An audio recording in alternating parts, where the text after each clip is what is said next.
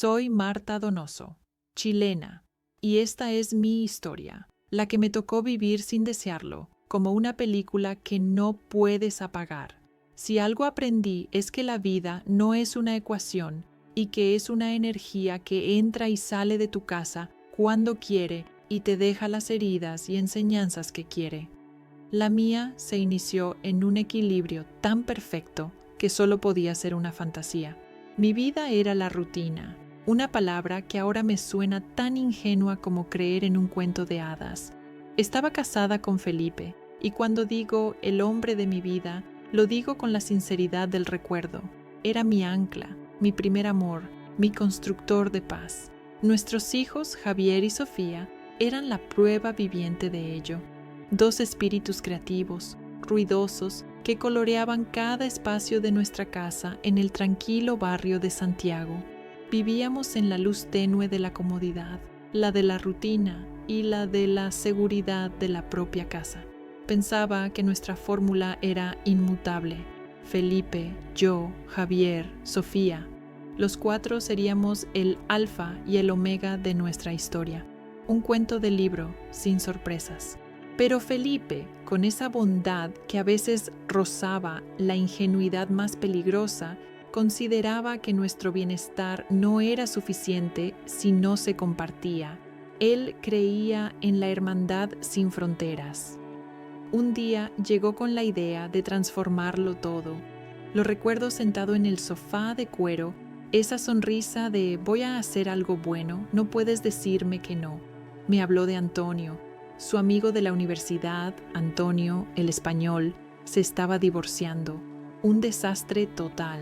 Y Felipe, siempre tan bueno, quería echarle un cable. Necesita aire, Marta, un nuevo comienzo.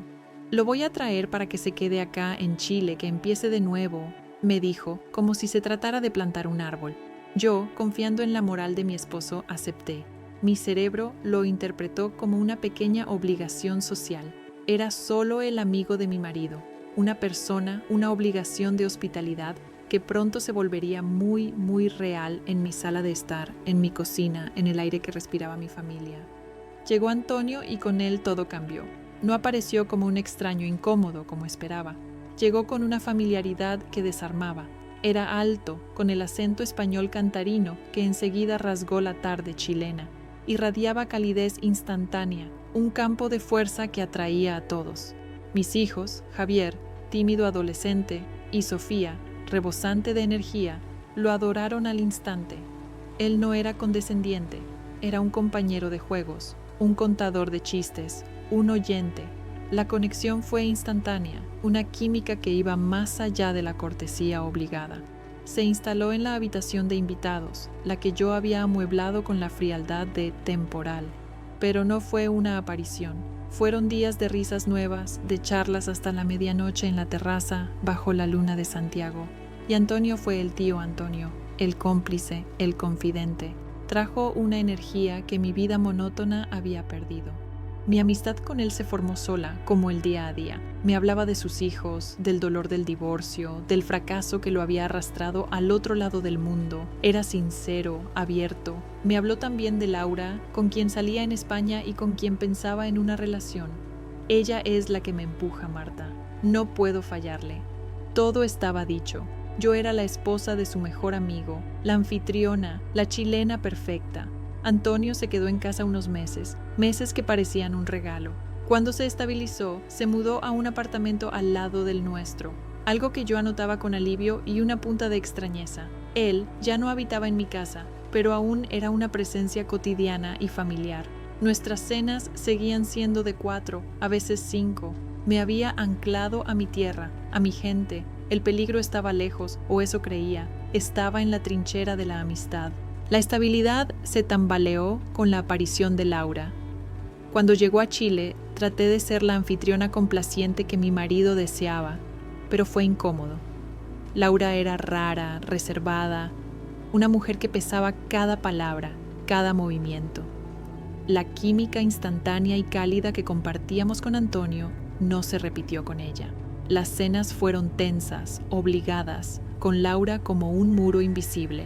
Su presencia era un recordatorio constante de que Antonio no era solo un amigo, sino un hombre con una vida y ahora una relación que exigía exclusividad, aunque estaba condenada al fracaso. Mi amistad con Antonio continuó, a pesar de todo. Nos encontrábamos en casa y Felipe, siempre con su risa contagiosa y su humor protector, era el mejor cómplice, el mediador que evitaba que el peso de Laura nos sofocara. Él era el pilar de esa amistad, el que con un chiste rompía la tensión que Laura bordaba a su alrededor. Pero Laura siempre añadía una nota discordante, una fecha de caducidad a la tranquilidad. Sus mensajes en clave, su mirada de reproche, el control que ejercía sobre el tiempo de Antonio, todo anunciaba el final. Después de un año, la separación de Antonio y Laura era inevitable. Ella regresó a España. Antonio se quedó unos meses más y por un tiempo las cosas volvieron a ser como antes. Éramos nosotros de nuevo, el trío relajado y alegre de antes. Pero el fracaso de Antonio se cernía sobre él. La melancolía, la vieja herida del divorcio, sangrando de nuevo, lo atrajo de regreso.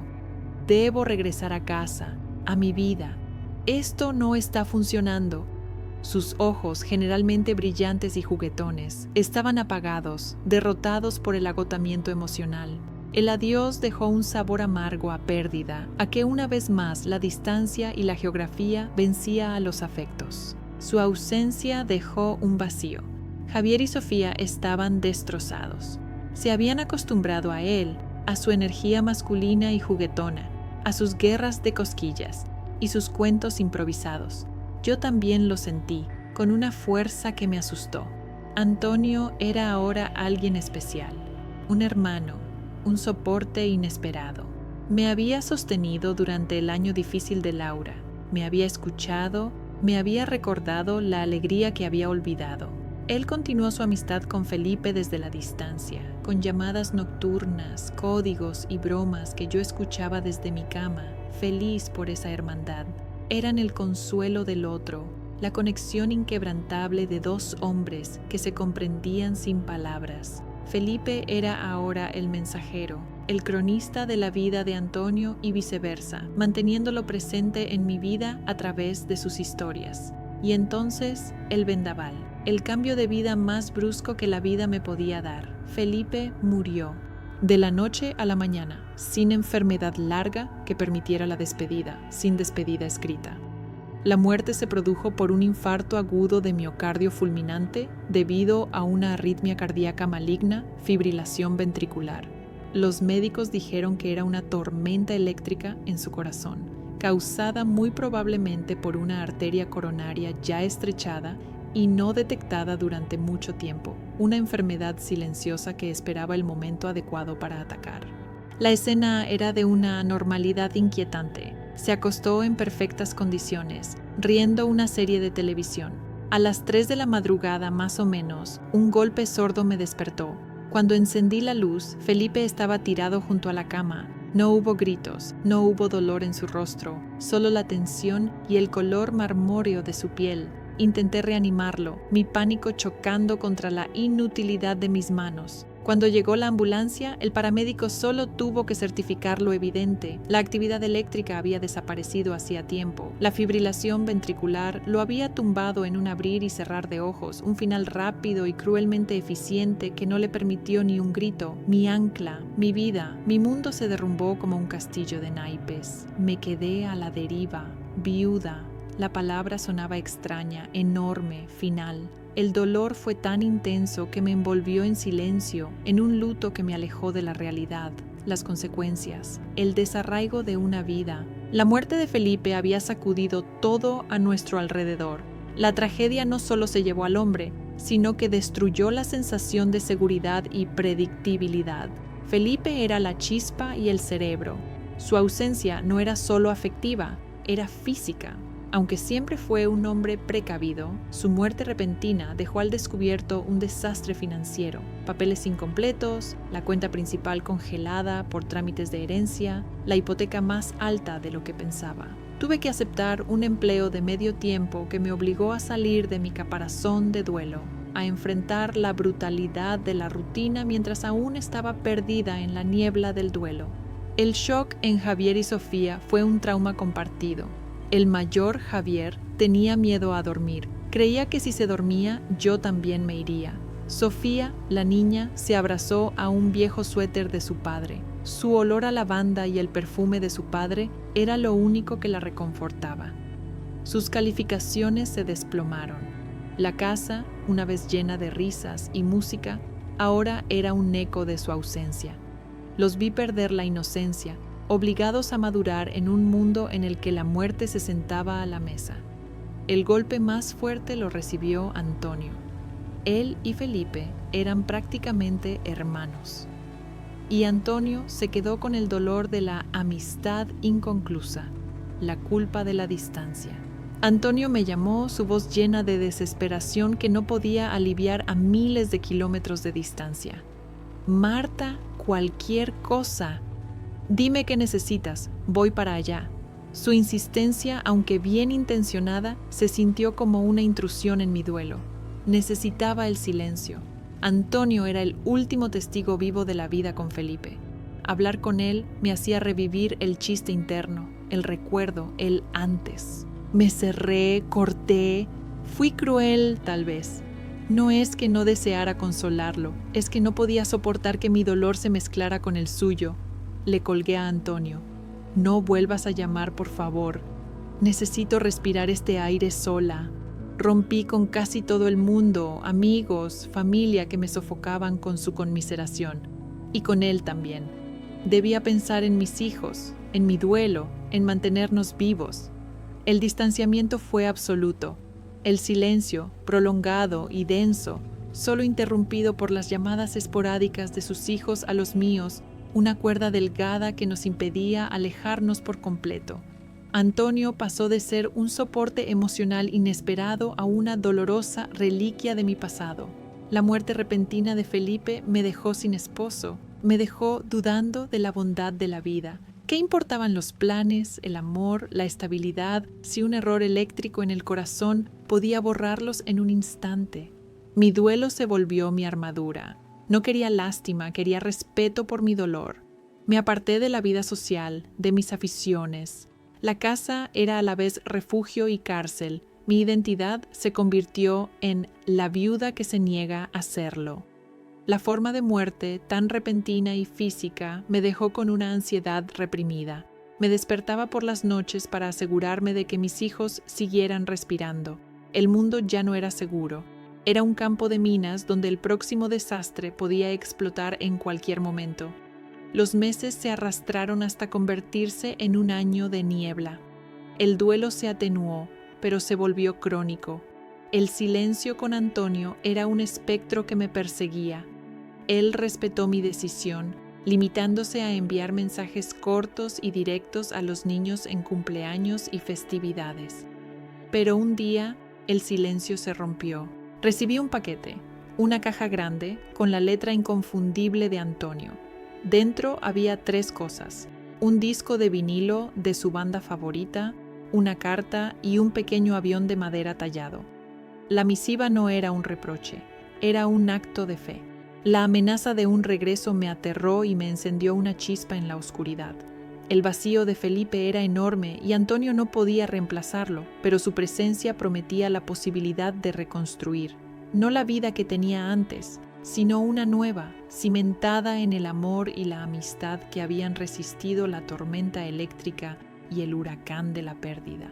El sendero era incierto, pero por primera vez en un año, el silencio de mi aflicción se interrumpió por el sonido de un disco y la promesa de un amigo. Las cosas empeoraron cuando su ex y madre de sus hijos, Laura, llegó a Chile. El motivo era oficial: ayudar a sus hijos a instalarse, ver cómo les iba. Pero la intención oculta era evidente: recuperar a Antonio. Laura, para mi sorpresa y mi tormento, era hermosa, maravillosa. Ya no era la mujer reservada y tensa de antes. Me identifiqué con ella al instante. Éramos de la misma edad, teníamos los mismos dramas de madres divorciadas o viudas, y el mismo amor por Antonio. Y en esa tarde de café que llegó hasta la noche, me confesó que aún amaba a Antonio, que lo había extrañado todos los días en España y que regresaba con la esperanza de reconstruir su familia. Mi cabeza daba vueltas, no podía, no después de la revelación de Antonio. Le pregunté, fui tajante, con una punzada de celos que no reconocía. Él me decía que ya no la amaba, que si regresaba era por sus hijos, por no hacerles daño, por darles una familia. Es mi obligación, Marta. Mis hijos necesitan a sus padres unidos, pero a quien amo, a quien veo, es a ti. Me miraba, me hacía sentir especial en ese torbellino de obligaciones y anhelos. El caos era la norma. Estábamos conscientes de que él sentía algo por mí, algo más que respeto por el mejor amigo. Era terrible, me estaba matando. Yo pasé de considerar a Antonio mi mejor amigo a estar completamente enamorada de él, una atracción que me aterraba, que me parecía un crimen. Yo cambié, me puse distante, nerviosa, de humor variable. Él lo notó y me dijo, frustrado, que por eso no me declaraba su amor, por miedo. El silencio se extendió entre nosotros, un silencio lleno de cosas no expresadas, de miradas robadas, de roces accidentales que parecían incendios. Estábamos al borde del colapso emocional. Y entonces la vida, maestra de tragedias griegas, apretó el nudo. Antonio tuvo que volar inmediatamente a Colombia, donde vivían Laura y sus hijos, para resolver un problema familiar urgente, una enfermedad de un familiar. Se marchó jurando que a su regreso decidiría. Yo me quedé con el corazón en un puño. La espera fue una tortura. 3 meses de llamadas breves, de excusas vagas, de un ya casi soluciono lo de por acá que nunca llegaba. 3 meses en que mi vida se detuvo, mi duelo por Felipe se mezcló con una angustia insoportable, la agonía de la mujer que espera el dictamen de su destino. No viví, solo esperé a que Antonio y el destino me decidieran. Me había hecho la ilusión de ser feliz, de que el vacío de la muerte de mi marido podía llenarse, no sustituirse, con Antonio. El aire estaba denso con expectativas no cumplidas, promesas no pronunciadas que se desvanecían en la distancia. Y entonces el teléfono, la que lo transformó todo. Su voz estaba destrozada, desesperada, como si la vida lo hubiera pateado en el estómago. No el juguetón de las primeras semanas, no el tierno, uno bajo y tembloroso que anunciaba el desastre. Me preparé para otra excusa, otro retraso, pero lo que dijo fue peor. Marta, no voy a volver solo. El silencio fue ensordecedor, un silencio sepulcral. El teléfono se sintió como un bloque de hielo en mi mano. Mi cerebro, en un acto de autodefensa, rechazó la verdad. ¿Qué quiere decir? ¿Traerá a sus hijos? Pero la verdad se deslizó, helada y afilada, antes de que pudiera explicarlo. Me dijo, con una desesperación que podía sentir a través de los miles de kilómetros, que en medio de la crisis familiar y el costoso reencuentro legal con Laura en Colombia, a donde había viajado en un último intento desesperado por salvar su matrimonio, sucedió lo inevitable, lo que había prometido que no sucedería. Laura estaba embarazada. Un último momento de conexión, un error en un momento de vulnerabilidad compartida. Ahora era una vida. Fue una sorpresa, la broma de la vida. Laura, la mujer que había sido una pared en nuestra amistad, volvía a través de un lazo irrompible, la prueba de que mi vida tranquila nunca existió, de que cada vez que me acercaba a la luz, algo oscuro, disfrazado de tragedia o de destino, me arrastraba de nuevo a la oscuridad. Antonio se explayó. Me dijo que me amaba, que yo era su refugio, que mi familia era su ancla, pero que tenía un deber, un hijo, un nuevo ser. No podía abandonarla, no podía someter a su tercer hijo a una vida con un padre ausente y atormentado por la culpa. Traer a Laura y al niño a Chile y hacerse cargo de ellos. Me dijo que era su vida, el amor que había llegado tarde, pero que no podía abandonar a su hijo que estaba por nacer. Que este era su castigo, su penitencia por pecados anteriores, y que de alguna manera pensaba que todavía podíamos sobrellevar esto. Puedo ser el padre que necesitas, el hombre que necesitas. Lo prometo. Su voz estaba a punto de romperse, pero esa fue la línea. Prometo, sonó hueco. ¿Prometer qué? ¿Un amor secreto? ¿Un triángulo viciado por el deber y la culpa?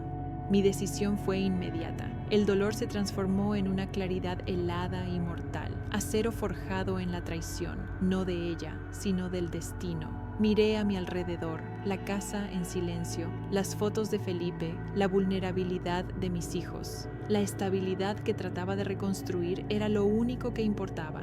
No, Antonio, no puedes regresar, no a mí. Mi voz salió firme, implacable, sin un temblor, aunque por dentro me estaba desmoronando. Lo que siguió fue un himno de supervivencia, una declaración de guerra a la flaqueza. Si regresas y traes a Laura y al bebé y me sigues buscando, recalcando la última frase, vas a arruinar a 4 niños ya dañados, a Laura y a mí. No voy a ser la otra en un matrimonio arreglado. No puedo, no lo permitiré. Tu destino está escrito, Antonio. Tienes que ser el padre, el esposo que no fuiste antes. Concéntrate en tu nueva familia, te lo mereces y ellos lo necesitan. Antonio trató de protestar, de rogar, su voz reducida a un gemido de agonía y desconcierto. Marta, no comprendes, esto no altera mis sentimientos por ti, esto es solo una circunstancia. Sí, Antonio, sí, lo entiendo, y eso lo cambia todo, cambia la decencia, cambia mi dignidad. Le dije que nuestra amistad, por todo lo que significaba, estaba rota. No podía ser mi mejor amigo y el padre del hijo de Laura mientras me amaba a mí. Era una traición a Felipe, a mi sanación, al futuro que él mismo había elegido en Colombia. Tener a Antonio tan cerca y, a la vez, tan dedicado a otra persona, sería una herida abierta, una tentación continua que desdibujaría las líneas entre la moralidad y la fidelidad. No podía darme el lujo de ese drama. No podía someter a mis hijos a esa incertidumbre. Le agradecí. Gracias por haberme hecho perder el tiempo, por haberme hecho creer que podía existir la esperanza, aunque fuera por un momento. Pero le dije adiós. No me vuelvas a llamar, nunca. Mis hijos y yo estaremos bien. Colgué y me rompí. Lloré a Antonio como había llorado a Felipe. Primero perdió el ancla, luego el salvavidas. El llanto no era de rabia, sino de amarga resignación. Había enterrado el futuro 2 veces y esta vez había cavado la tumba yo misma. Me quedé sola, con mis hijos, en la casa vacía de nuevo, pero esta vez el vacío era diferente. Era un vacío con límites, un espacio que yo había trazado. Fue el fin de una amistad convertida en amor y terminada en sacrificio. Tuve que cortarlo para siempre, por mi dignidad, por la tranquilidad de todos. Supe, con agonía, que si Antonio hubiera vuelto a buscarme, mi flaqueza me habría arrastrado a ser la amante, el consuelo, la otra, y eso me habría destruido, me había rescatado de mí misma. Me convertí en la roca de mis hijos, desarrollando una fortaleza que solo la desesperación y la autoprotección podían forjar. Adopté la soledad como mi nueva compañera, mi única fidelidad. El silencio volvió, pero esta vez no era el silencio ensordecedor del luto. Era un silencio que había impuesto, un silencio sanador, esperando que el tiempo, ese cruel sanador, una vez más obrara. Este nuevo silencio era la paz frágil que había pagado muy caro, renunciar al amor. Mi vida se reescribió con la ausencia de 2 hombres, la sombra de amor de Felipe y la sombra viva, prohibida de Antonio. Aprendí a convivir con fantasmas, a ser la clase de mujer que no espera, que avanza con sus hijos de la mano, creyendo que su única misión era sobrevivir con dignidad a las desgracias que la vida le había deparado. La vida tranquila aún era una ilusión, pero al menos ahora era dueña de mi caos. El destino había decidido que mi amor por Antonio, tan limpio y necesario, debía ser el sacrificio en el altar de la moral y el deber. Y así termina esta historia. ¿Crees que hice lo correcto? Dime tu opinión en los comentarios, suscríbete para más y activa la campanita para que te enteres cuando subamos una nueva. Hasta pronto.